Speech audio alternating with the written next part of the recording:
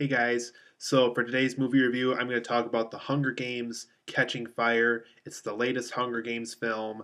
It came out a week earlier than this review was posted. I apologize for that. I was filming a short film the week this came out, and I really wanted to see this film with my brother, and we were finally able to see it on Thanksgiving Day. So luckily, I got to see it on a holiday, and I was able to film my short film the week that this was that week that this came out, so that's why this review is a little bit late. Um, so in Catching Fire, guys, as expected, it's the second Hunger Games story. It was the second book in the book trilogy by Suzanne Collins.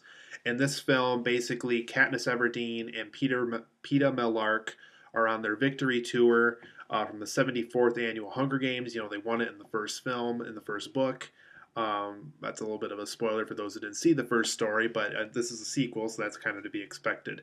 Um, so basically, they're on their victory tour, and President Snow is still not happy by the fact that there was two winners for this recent Hunger Games. The Hunger Games is meant to have just one winner, but since it is the Quarter Quell, and every 25 years in the Hunger Games itself, something unique has to happen on those every 25 years within the Hunger Games tournament. So President Snow takes that to his advantage, and he establishes something called the Quarter Quell.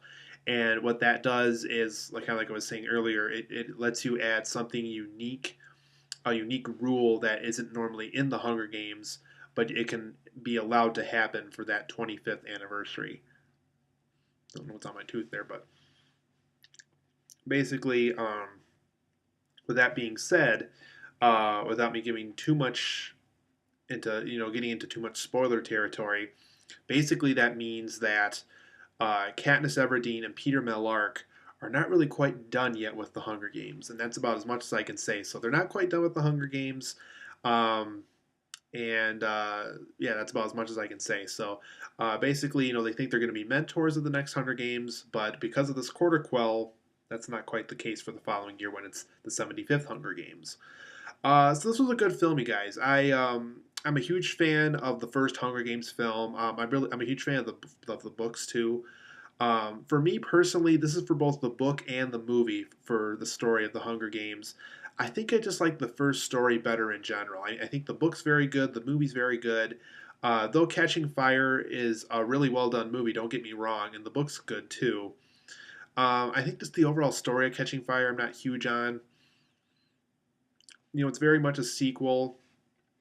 It's they because the first Hunger Games story could have been its own story. It was more standalone. There was just something about the second story that really bothered me, but I'll get to that here in a second when we get to the negatives. But for the positives, I really enjoyed the first half of this movie. I think this film has a great setup. It's a fun first half. It really shows just how brutal this capital gets when they don't get their way, when they think there's a rebellion that might potentially happen. Jennifer Lawrence turns in a great acting performance in this film. The characters of Beta, played by Jeffrey Wright. I know that the actor who played him. Jeffrey Wright was in Source Code and Casino Royale, for those who've seen those. And the character of Finnick. Both are great new characters. I really enjoy what they brought to the table for this movie. Beta was kind of like this very tech savvy person. He won the Hunger Games several years ago. Um, and I really can't get into detail why he's in the movie, but basically, because he's a previous victor, it would kind of make sense as to why we would see him. And that's about like I said, as much as I can give away without actually telling you why he's in the movie. And same thing with the character of Fennec. Um, he's almost kind of he's the Peeta that Katniss never fell in love with, I guess is the best way to say it. We all know that she truly loves Gale for this point in the story. But Finnick kind of has, it's kind of a rough beginning with her and Finnick. But the way he gets more involved with the story later on, I thought was very unique and very interesting in the movie. There were some really interesting, touching and dramatic moments in this film, almost to the point where you get kind of teary eyed in some parts. It really just kind of represents just how brutal this futuristic society is. Just some really touching, dramatic moments. There's a scene involving her going to, grieve with Rue's district. For those who don't know who Rue is, she was kind of this tribute in the first Hunger Games film that died, and Katniss got close to her as the Hunger Games progressed throughout the first movie. So she gets to attend, kind of this, not really a funeral, but she gets to go over to the district during the victory tour, apologizes to the family for what happened, and kind of tell the district what Rue meant to her throughout the Hunger Games. Um, I think the film has a good futuristic depiction of the Holocaust. It's just really dark, really depressing, really scary as to just how badly the capital really wants to be in control of things. How something as small as having two victors in a Hunger Games tournament freaks them out. They're willing to do almost anything to make sure that society is in their control again, that there's going to be no rebellion against them. So it's that whole futuristic Holocaust feeling really gives you a sense of just how creepy and how strict this political system is, and that they'll do almost anything to make sure that they're still in control of what they have. Um, I thought the character of Gale, played by Liam Hemsworth, was a huge improvement in this film. In the first film, he was just kind of there for Katniss to talk to at the beginning, someone that, to kind of complicate the things with Peeta in the arena. So he was just kind of more of a very low side character in the first film, I thought. And what they did with him here, I thought was very good. He definitely felt more important. You can definitely tell that he's a very important person in Katniss's life, even though people expect her to be very much involved with Peeta, based on what you saw in the first film and based on what you'll see in this second film, to really make people think that they're really going to get really involved with each other. Um, for the negatives, um, it's actually both a positive and a negative. There were some really great arena ideas that happened in this film. You know how, like in the first film, like the forest go on fire, and the wolves got sent out on people to get hunted on. In this film, I thought some of the arena ideas were both good and bad, but I have it in between in this review, so it's not really a positive, it's not really a negative, but I wanted to share it anyway, just because there are some arena ideas that just feel a little tired and a little boring. For example, we get poisonous fog in this one, and it replaces the forest going on fire. Instead of wolves, we get baboons in this one. It's just like I don't know. It comes off a little bit tired. Um, the second half just seemed a bit spotty at times too. It's like, okay, that's a perfect depiction of what happened in the book, and then they get to another scene, it's just like, no, no, no, that doesn't seem right. So just it's very spotty. It's like, okay, they got that right. No, they didn't get that right. Oh, they got that right, no, but they didn't get this right. So it's just kind of spotty in the sense where if you've read the book like I have, or even if you're just watching for a good film in general, just a lot of spots, and so you're just like, I don't know about what they're doing right there. Um, Part one is just a little bit better to me. I know a lot of people didn't like the shaky cam in the first Hunger Games film, but though it was fixed for this film, and I'll give Francis Lawrence credit for filming a movie that is much more straightforward, not shaky cam or worried about making sure like you're a part of the action or anything.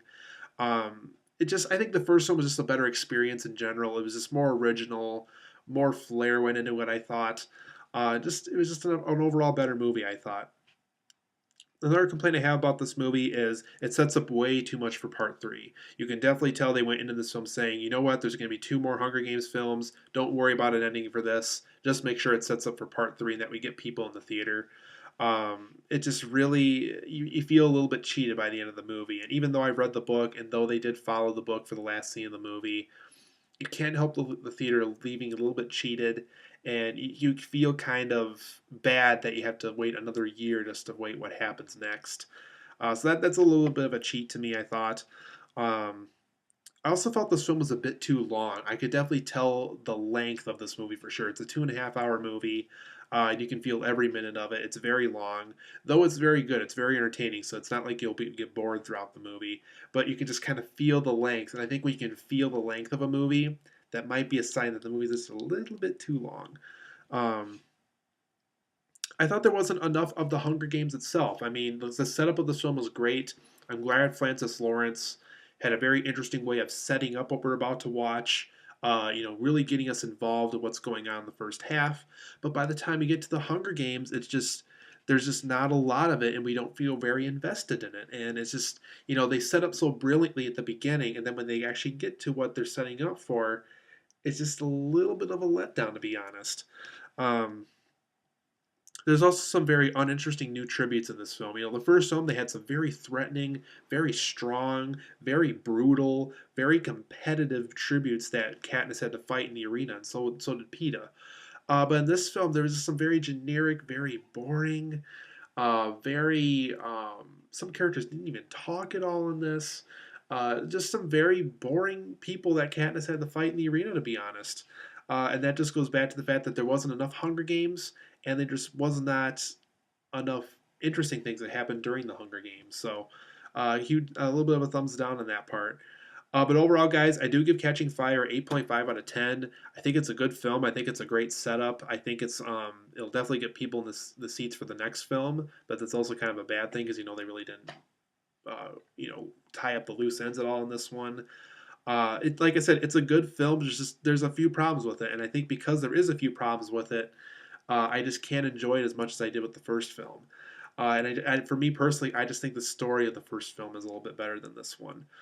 So Catching Fire, it's a good film. If you like the first Hunger Games, it's for sure watching. I mean, I would go see this one in the theater for sure if you can.